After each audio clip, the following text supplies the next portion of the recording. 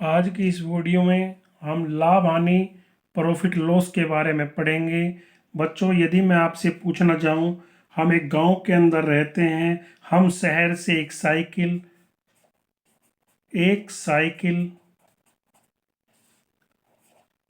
2500 रुपये की लाते हैं और उस चीज को हमने गांव में लाकर 2800 रुपये की बेच दी, तो हमें क्या होता है?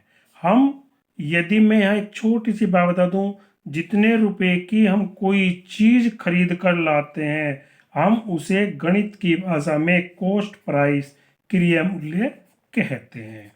जितने चीज रुपए की हम बेच देते हैं, उसे सेलिंग प्राइस विक्रय मूल्य कहते हैं। हमने कोई चीज बड़े शहर से खरीदी, जैसे साइकिल 2500 रुपये की खरीदी और हमने गांव में लाकर 2800 रुपये की बेच दी। जितने की हमने खरीदी थी उसे कॉस्ट प्राइस कहते हैं और जितने की हमने बेच दी उसे सेलिंग प्राइस कहते हैं। यहाँ हमारे सामने तीन कंडीशन हो सकती हैं। तीन कंडीशन क्या हो सकती हैं? यदि कॉस्ट प्राइस सेलिंग प्राइस के इक्वल है, एक कंडीशन तो हमारी ये होगी, कॉस्ट प्राइस सेलिंग प्राइस से ज्यादा है। और तीसरी कंडीशन क्या हो सकती है कि कॉस्ट प्राइस सेलिंग प्राइस से कम है। तीन कंडीशन से अलग हमारे सामने कोई भी कंडीशन नहीं हो सकती। यदि कॉस्ट प्राइस सेलिंग प्राइस के इक्वल है तो बच्चों, ना तो हमें लाभ है ना तो हमें लाभ है और ना हानि है। कभी कभी हम कोई चीज शहर से लाते हैं और उतने रुपए की गांव में लाकर यदि हमारी बिक ना रही हो, भाव के भाव कहते हैं, सुना भी होगा, बेच दें, तो हम उसे ना लाभ होता है ना हानि होती है, इस जब कॉस्ट प्राइस सेलिंग प्राइस के इक्वल है। यदि कॉस्ट प्राइस विक्रय मूल्य सेलिंग प्राइस से ज्यादा है, अर्थात हम कोई चीज बाजार से ज्यादा की लाकर कम पैसे की बेच देते हैं, उसके बहुत अधिक कारण हो सकता है वो माल नहीं बिक पा रहा हो, हमें पैसे की आवश्यकता हो, तो हमें हमेशा लॉस होता है। Loss equal to cost price minus selling price. यदि हमें कोई चीज कॉस्ट प्राइस सेलिंग प्राइस से ज्यादा है, अर्थात हम कम की लाकर ज्यादा की बेच देते हैं, जैसा इस साइकिल के अंदर भी हुआ, तो हमें प्रॉफिट होता है जिसे हम लाभ कहते हैं। लाभ कितने का होगा? सेलिंग प्राइस में से कॉस्ट प्राइस को माइनस कर लेते हैं। अब अगला प्रश्न ये आता है कि कितने प्रतिशत का लाभ हुआ और कितने परसेंट की हानि हुई। यदि हमें लॉस परसेंटेज निकालना होता है, यदि हमें लॉस परसेंटेज निकालना होता है, loss upon cost price multiply 100। और यदि हमें प्रॉफिट निकालना होता है, यहां तुमको ध्यान एक बात रखनी है कि हमेशा जो हर में होगा वो कॉस्ट प्राइस ही होगा। Profit upon cost price multiply 100। इस तरीके से हम लॉस और प्रॉफिट के क्वेश्चनों को निकाल लेते हैं। अभी जो मैंने एग्जाम्पल पूरा दिया था, ऊपर की तरफ कॉस्ट प्राइस कितनी थी उस क्वेश्चन की? 2500 रुपये। सेलिंग प्राइस कितनी थी? 2800। हम देख रहे हैं सेलिंग प्राइस ज्यादा है किससे? कॉस्ट प्राइस से। तो हमको क्या हुआ? लाभ हुआ ना? किस नियम के अंतर्गत? इस नियम के अंतर्गत। तो लाभ कितना हुआ? लाभ equal to selling price minus cost price. Selling price कितना है? 2800 और 2500, तो कितना हो गया? 300 रुपये का हमें लाभ हुआ। यदि क्वेश्चन के अंदर सिर्फ लाभ पूछता है तो कितने रुपए का लाभ हुआ? हमें 300 रुपये का लाभ हुआ। और यदि लाभ प्रतिशत पूछता है, कितने परसेंट के रूप में हुआ, तो लाभ कितने का रुपए का हुआ? 300। कॉस्ट प्राइस कितना था? 2500 गुना 100। 20 कैंसिल, इसको हम डिवाइड कर देंगे। 25 वन जा 25, 25 हमें 12% का लाभ हुआ। इस प्रकार से हम किसी भी वस्तु का लाभ और हानि के बारे में जांच लेंगे। मैं एक एग्जाम्पल के द्वारा और बता रहा हूं।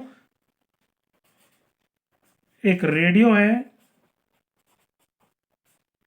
जिसकी कॉस्ट 850 रुपये है और हमने गांव में लाकर वो चीज 700 रुपये की बेच दी, तो हमें लाभ हुआ या हानि हुई? लाभ हुआ तो कितने पर, जितने की हमने खरीदी थी उसे क्या बोलते हैं हम? Cost price. जितने की बेची, सेलिंग प्राइस। यहां देख रहे होंगे लाए हम ज्यादा की थी और बेच हमने कम की थी, तो मुझे क्या हुआ? लॉस। लॉस बराबर cost price minus selling price. 850 minus 700, कितने रुपए का लॉस हो गया हमें? 150 रुपए का। 150 रुपए का लॉस परसेंटेज बराबर loss upon cost price multiply 100। Loss कितने का हुआ? 150 रुपीज का। कै रुपए की चीज थी? 850 गुना। हम इसकी कैलकुलेशन कर लेंगे और उसका आंसर ज्ञात कर लेते हैं। इस प्रकार से हम दिए हुए क्वेश्चनों के अंदर प्रॉफिट, लॉस और प्रॉफिट परसेंटेज और लॉस परसेंटेज के बारे में ज्ञात करते हैं। एक और एग्जांपल के द्वारा यदि मैं क्वेश्चनों को कहूं, क्या कहूं कि एक टीवी 1800 रुपये में बेचने पर 10% की हानि होती है। मैं यहाँ एक छोटी जनरल नॉलेज की बात बता दूं। हानि कब होती है? यदि मार्केट में अंदर उस वस्तु का बिकना बंद हो जाए, उसके अंदर कोई फॉल्ट आ जाए, उसको लेना लोग पसंद कर दें, तो व्यक्ति, कोई भी दुकानदार होता है, उसे थोड़ी सी हानि उठाकर, जिससे कि उसका माल बिक जाए, उस चीज को हानि पर बेच देता है। तो उसका कॉस्ट प्राइस कितनी थी?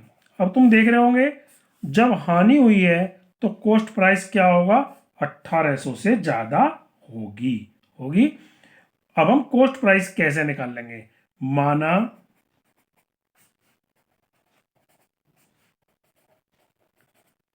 टीवी का क्रय मूल्य 100 रुपये है, तो विक्रय मूल्य कितना होगा? 100 में से 10 घटा लो, कितने रुपए हो गया? 90 रुपीज। तो उसका जो क्रय मूल्य होगा किसका? टीवी का, वो कितना होगा? 100/90, जितने का खरीदा था और जितने का हमने बेचा, गुना 1800। 0 0 कैंसिल, 9 2 जा, कितना हो जाता है? 2000 रुपीज। इसको हम बाई फॉर्मूला भी कह सकते हैं। Cost price equal to selling price multiply 100 upon 100 minus loss percentage. हम डायरेक्ट फॉर्मूले के द्वारा भी ऐसे क्वेश्चनों को हल कर सकते हैं कि cost price equal to selling price multiply 100 upon 100 minus loss percentage. इस तरीके से हमें क्वेश्चन को हल कर सकते हैं। यदि एक क्वेश्चन और देता हूं मैं तुमको, किसी चीज को लाकर हमने अधिक पैसों में बेच दिया, जैसे 10 रुपए की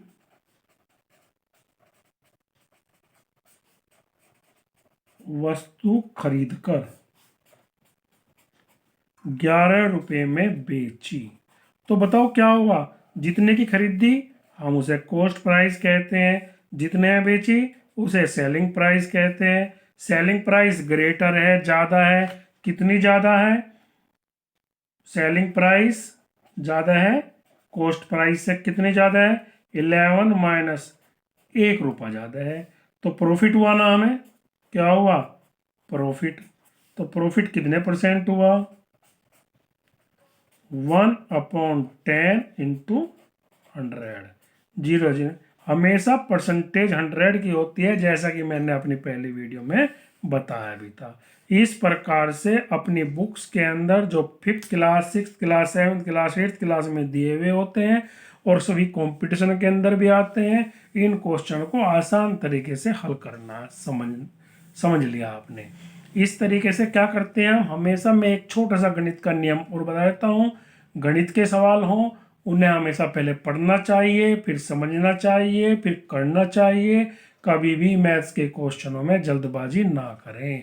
यदि कोई पर्सन समझ नहीं आया है कमेंट बॉक्स में लिख देना, मैं जैसे कि मुझे पहले से भी देते रहते हैं, मैं अगले वीडियो में उसके बारे में हल कर भेज दूंगा। धन्यवाद।